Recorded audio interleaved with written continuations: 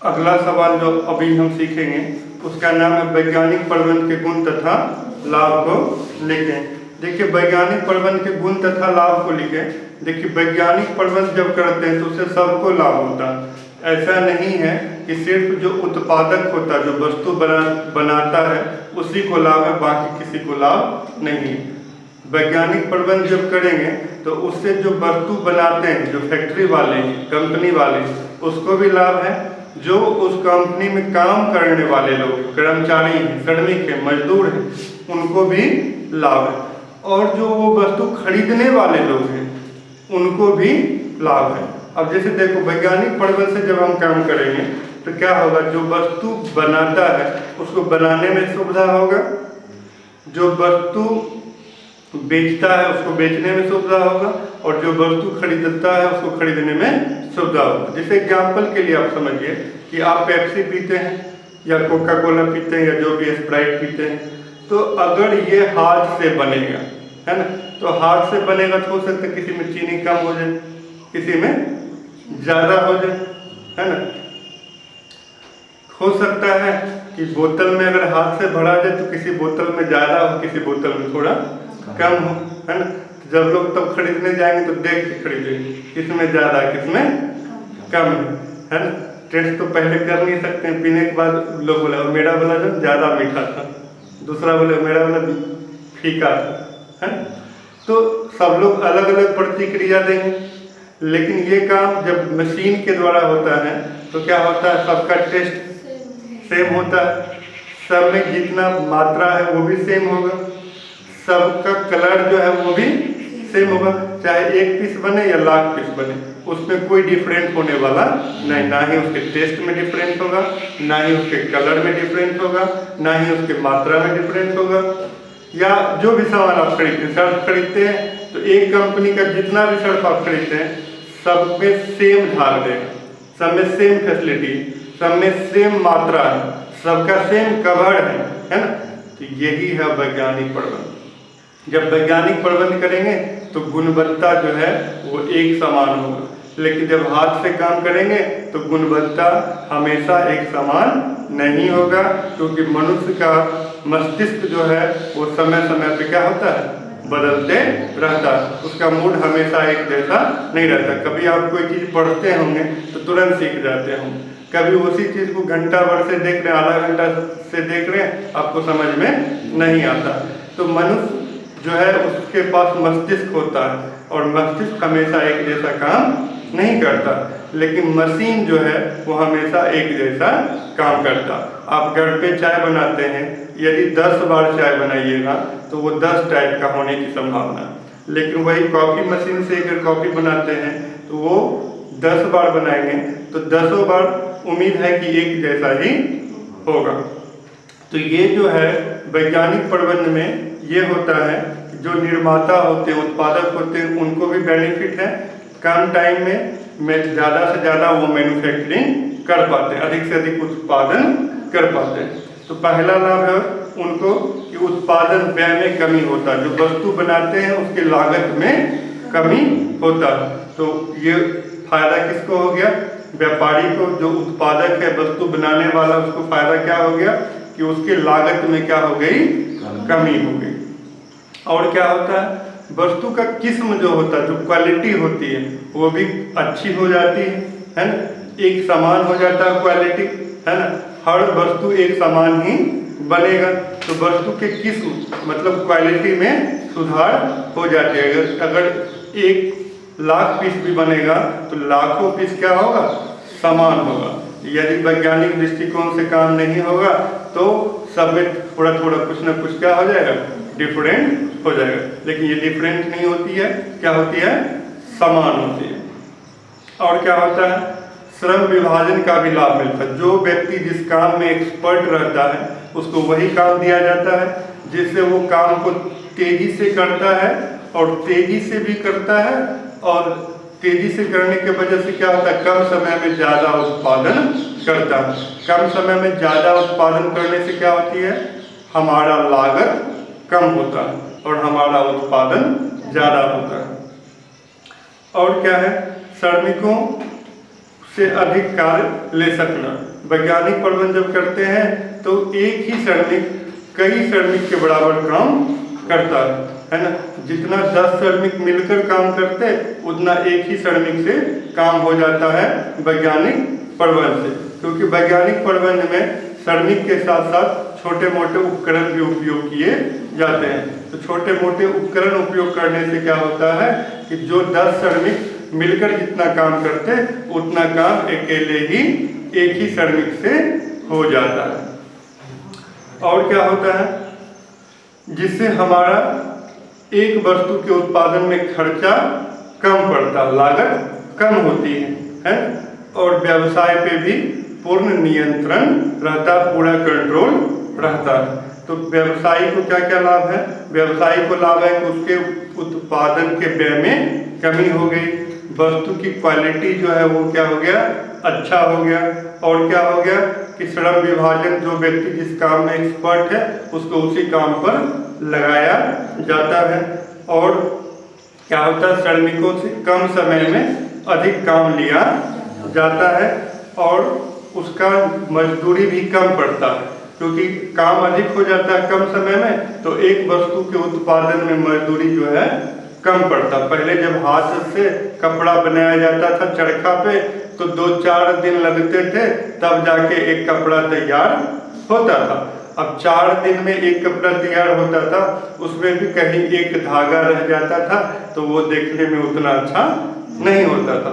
और क्या, अभी जैसा ड्रेस खरीदते हैं इतना क्वालिटी का ड्रेस चरखा पे नहीं बनता, तो साधारण सा बनता था, एक ही कलर उसमें रहता था, मल्टी कलर भी नहीं हो पाता था, इतना डिजाइनिंग भी नहीं हो पाता था।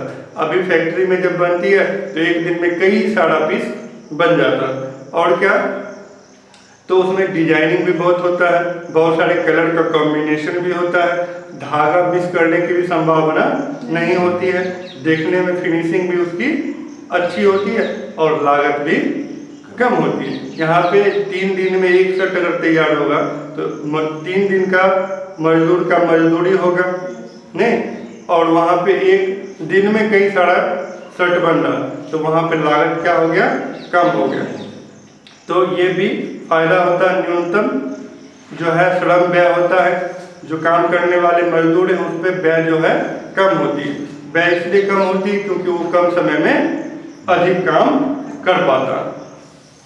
और क्या होता है कि कंपनी पे ओनर का पूर्ण नियंत्रण होता है, पूर्ण कंट्रोलिंग होता है। ये सब फायदा किसको है, निर्माता को, जो वस्तु बनाता है उसको। श्रमिक को भी कुछ फायदा है। श्रमिक को क्या फायदा है?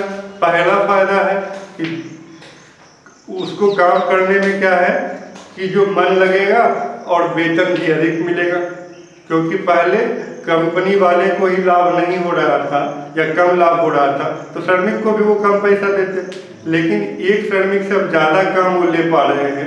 पहले जितना काम 10 श्रमिक करता उतना काम अब एक ही श्रमिक से ले रहे हैं वैज्ञानिक प्रबंध करने से। तो स्वाभाविक बात है कि उस श्रमिक को वेतन भी अब थोड़ा ज़्यादा मिलेगा। क्या फ़ायदा हो गया? पहला फ़ायदा हो गया कि उसको वेतन में वृद्धि होगा, वेतन ज़्यादा मिलेगा। और क्या है, काम करने में जो है स्वस्थ वातावरण होगा, है ना, अच्छे वातावरण, अच्छे माहौल मिलेंगे, क्योंकि पहले सिर्फ आदमी रहता था, उतना मशीनों का उपयोग नहीं होता था। अब मशीन और आदमी मिलकर काम कर रहे हैं तो वातावरण भी क्या होगा, अच्छे होंगे, स्वस्थ वातावरण होगा, झगड़े की संभावनाएं कम होगी। और क्या होगा, काम करने की क्षमता में क्या होगी, वृद्धि होगी, क्योंकि वो मशीन और मनुष्य मिलकर काम कर रहा है तो काम करने का जो है कैपेसिटी उसका क्या हो जाएगा, बढ़ जाएगा, काम करने की क्षमता क्या हो जाएगी, बढ़ जाएगी। और श्रमिकों का भी समय का बचत होगा, क्योंकि पहले उनको बहुत थकान होता होगा, बहुत काम करना पड़ता होगा, लेकिन अब उनको टाइम की बचत होगी, कम समय में वो ज़्यादा काम कर सकते हैं, तो समय की बचत होगी। और स्वाभाविक बात है जब उनकी आय अधिक होगी तो उनका रहन सहन का स्तर भी ऊंचा होगा। पहले जो कर्मचारी साइकिल से चलता होगा, यदि उसका वेतन ज़्यादा होगा, काम करने का माहौल अच्छा होगा, तो मोटरसाइकिल से चलना शुरू कर देगा। तो उनके रहन सहन के स्तर में भी क्या होगा, सुधार होगा। आप देखें पहले के ज़माने में, अभी से 20 साल पहले 30 साल पहले गांव में किसी किसी को मोटरसाइकिल होता था, लेकिन अभी देखिए हर घर में मोटरसाइकिल है। पहले 15 साल पहले किसी किसी के पास फ़ोन हुआ करता था, अभी हर किसी के पास मोबाइल फ़ोन है। इसका मतलब हर किसी का जीवन स्तर क्या हो रहा, ऊंचा उठ रहा। पहले गांव में पक्का का मकान कम होता था, है ना, लेकिन अब देखिए हर गांव में पूरा मकान किसका है, पक्का का है, ज़्यादातर मकान है। तो लोगों का जीवन स्तर धीरे धीरे क्या हो रहा, ऊंचा उठ रहा है। तो ये किसका फायदा हुआ, वैज्ञानिक प्रबंध का फायदा हुआ। अब देखो दो लोगों का तो लाभ समझ गए, एक तो जो वस्तु बनाते हैं उसका भी लाभ समझ गए, और एक जो वस्तु का निर्माता है, कंपनी है, उसको उसका लाभ हो गया, और दूसरा जो श्रमिक है, मजदूर है, उसका लाभ हो गया, और तीसरा जो है वह देश का लाभ है। किसका, देश का। वैज्ञानिक प्रबंध से जब काम होता है तो देश को भी फायदा है। क्या देश को फायदा है, जब कंपनी वाले ज़्यादा कमाएंगे, उनका इनकम ज़्यादा होगा, तो स्वाभाविक बात है वो टैक्स भी ज़्यादा देंगे। यदि उनको लॉस होगा तो वो टैक्स भी कम देंगे। लॉस होगा तो टैक्स कहाँ से देंगे, नहीं भी देंगे, है ना। तो टैक्स वो तब देंगे जब उनकी इनकम ज़्यादा होगी। तो देश को क्या फ़ायदा है, कंपनी वाले ज़्यादा कमा रहे हैं तो सरकार को टैक्स ज़्यादा मिल रहा है, इनकम टैक्स ज़्यादा मिलेगा, GST ज़्यादा मिलेगा, नहीं।